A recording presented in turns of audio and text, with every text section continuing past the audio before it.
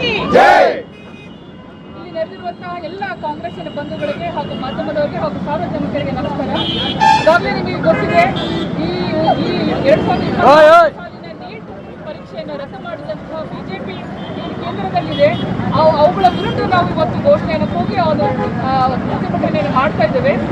ಕಳೆದ 2026ರಲ್ಲಿ ನಡೆದಂತಹ ನೀಟ್ ಪರೀಕ್ಷೆ ಏನಿದೆ, ಯಾವ ಸಂಸ್ಥೆ ನಡೆಸ್ತಾ ಇತ್ತು NTA, ಈ 10 ವರ್ಷದಲ್ಲಿ ಈ NTA ಸಂಸ್ಥೆ ಏನಿದೆ ಅಲ್ಲ, ಸುಮಾರು 70 ಬಾರಿ ಈ ಹಗರಣಗಳನ್ನು ಮಾಡಿದೆ.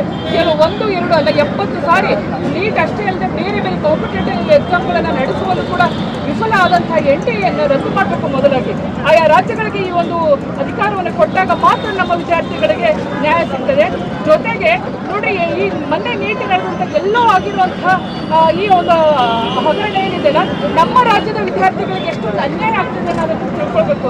ಯಾಕೆಂದ್ರೆ ಹಗಲು ರಾತ್ರಿ ಕಷ್ಟಪಟ್ಟು ಮಕ್ಕಳು ಓದಿ ಪರೀಕ್ಷೆ ಬರೆದು ಏನು ಪಾಸ್ ಆಗ್ತದೆ, ನಾನು ವೈದ್ಯಕೀಯ ಸೇರ್ಕೊಳ್ತೀನಿ ಅನ್ನೋ ಒಂದು ಆಸೆಯಿಂದ ಅವರು ಓದಿರ್ತಾರೆ. ಆ ಒಂದು ಆಸೆ ಇವತ್ತು ನಿರಾಶೆ ಆಗಿರೋದಕ್ಕೋಸ್ಕರ ಮಕ್ಕಳ ಮೇಲೆ, ಅವರ ಭಾವನೆಗಳ ಮೇಲೆ ದುಷ್ಪರಿಣಾಮ ಬೀರ್ತದೆ. ಅದನ್ನು ಕೂಡ ವಿಚಾರ ಮಾಡಬೇಕಾಗ್ತದೆ. ಕೇಂದ್ರ ಸರ್ಕಾರ ಬರೇ ಸುಳ್ಳುಗಳನ್ನು ಹೇಳಿ ಅಧಿಕಾರಕ್ಕೆ ಬಂದಿದ್ದಷ್ಟೇ ಅಲ್ಲದೆ, ಈ ತರಹ ಆಗ್ತಿರುವಂತಹ ದೇಶದಲ್ಲಿ ಹಲವಾರು ಹಗರಣಗಳಿಗೆ ಬೆನ್ನೆಲುಬಾಗಿ ನಿಂತಹ ಬಿಜೆಪಿ ಸರ್ಕಾರ ಯಾವ ಮಾನ ಮರ್ಯಾದೆ ಇಟ್ಟುಕೊಂಡು ಕಾಂಗ್ರೆಸ್ನವ್ರ ಬಗ್ಗೆ ಮಾತಾಡ್ತಾರೆ, ಯಾವ ನೈತಿಕತೆಯಿಂದ ಮಾತಾಡ್ತಾರೆ ಅನ್ನೋದನ್ನ ಇವತ್ತು ನಾವು ಪ್ರಶ್ನೆ ಮಾಡಬೇಕಾಗಿದೆ. ಕೇವಲ ಇವತ್ತು ವಿದ್ಯಾರ್ಥಿ ಘಟಕ ಮತ್ತು ಕಾಂಗ್ರೆಸ್ ಅಷ್ಟೇ ಅಲ್ಲ, ಮಹಿಳಾ ಘಟಕ ಅಷ್ಟೇ ಅಲ್ಲ, ಇಡೀ ರಾಜ್ಯದಲ್ಲಿರುವಂತಹ ಸಾರ್ವಜನಿಕರ ಪರವಾಗಿ ಇವತ್ತು ನಮ್ಮ ಧ್ವನಿಯಾಗಿರ್ತದೆ. ಯಾಕೆ ಅಂತ ಹೇಳಿದ್ರೆ, ಇದು ಕೇವಲ ಒಬ್ಬ ಕಾಂಗ್ರೆಸ್ಸಿನ ವಿದ್ಯಾರ್ಥಿ ಅಥವಾ ಒಬ್ಬ ಕಾಂಗ್ರೆಸ್ಸಿನ ಪ್ರತಿನಿಧಿಯಾಗಿ ನಾನು ಇವತ್ತು ಪ್ರಶ್ನೆ ಮಾಡ್ತಾ ಇಲ್ಲ. ನಮ್ಮ ಇಡೀ ಸಮಾಜದಲ್ಲಿರುವಂತಹ ಪಾಲಕರ ಪರವಾಗಿ ನನ್ನ ಧ್ವನಿಯಾಗಿರ್ತದೆ. ಇಲ್ಲಿ ಏನು ನೀಟ್ ಪರೀಕ್ಷೆಯನ್ನು ರದ್ದು ಮಾಡಿದ್ದಾರೆ, NTA ಏನು ಪರೀಕ್ಷೆಯನ್ನು ನಡೆಸ್ತಾ ಇದೆ, ಇದನ್ನ ಕೂಡಲೇ ರದ್ದು ಮಾಡಬೇಕು. NTA ಏನಿದೆಯಲ್ಲ, 70 ಬಾರಿ ಹಗರಣಗಳನ್ನು ಮಾಡಿದೆ, ಒಂದಲ್ಲ ಎರಡಲ್ಲ. ಕಳೆದ 10 ವರ್ಷಗಳಲ್ಲಿ ನೋಡಿದ್ರೆ 70 ಬಾರಿ ಈ ಪರೀಕ್ಷೆಯನ್ನ ಅವೈರ್ಭಾರವಾಗಿ ನಡೆಸಿದ್ದಾರೆ. ದುಡ್ಡಿಗೆ ಈ ಪ್ರಶ್ನೆ ಪತ್ರಿಕೆಯನ್ನು ಸೋರಿಕೆ ಮಾಡ್ತಾ ಇದ್ದಾರೆ. ಆಮೇಲೆ ಪ್ರಮುಖವಾಗಿ ಈ ಪ್ರಶ್ನೆ ಪತ್ರಿಕೆಯನ್ನು ಯಾರು ರಿಲೀಸ್ ಮಾಡಿದ್ದಾರೆ, ಅವರು ಬಿಜೆಪಿಯ ಒಬ್ಬ ಕಾರ್ಯಕರ್ತ, RSS ಒಬ್ಬ ಕಾರ್ಯಕರ್ತ. ಇದನ್ನ ಮನಗಾಣಬೇಕು.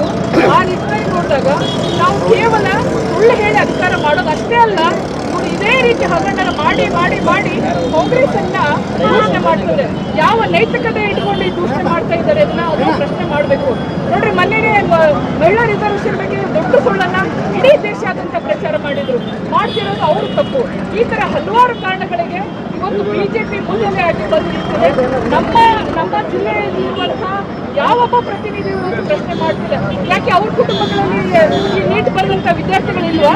ಆ ಒಂದು ಪ್ರಶ್ನೆಯನ್ನು ಮಾಡ್ಬೇಕು ನಾವು. ಅವರಿಗೆ ಭಾಗದ ನೋವುಗಳು ಇರ್ತವೆ. ನ್ಯಾಯಯುತವಾಗಿ ಮಾತಾಡೋದನ್ನ ಬಿಜೆಪಿಯವರು ಮೊದಲು ಕಲಿಬೇಕು ಮತ್ತು ಕೇಂದ್ರದಲ್ಲಿರುವಂತಹ ಬಿಜೆಪಿ ಸರ್ಕಾರವನ್ನು ಧಿಕ್ಕಾರ ಮಾಡಬೇಕು ಅನ್ನೋದು ನಮ್ಮ ಕೂಗಾಗಿರ್ತದೆ. ಆ ನಿಟ್ಟಿನಲ್ಲಿ ನಾವು ಇವತ್ತು ಪ್ರತಿಭಟನೆಯನ್ನು ಮಾಡಿದ್ದೇವೆ.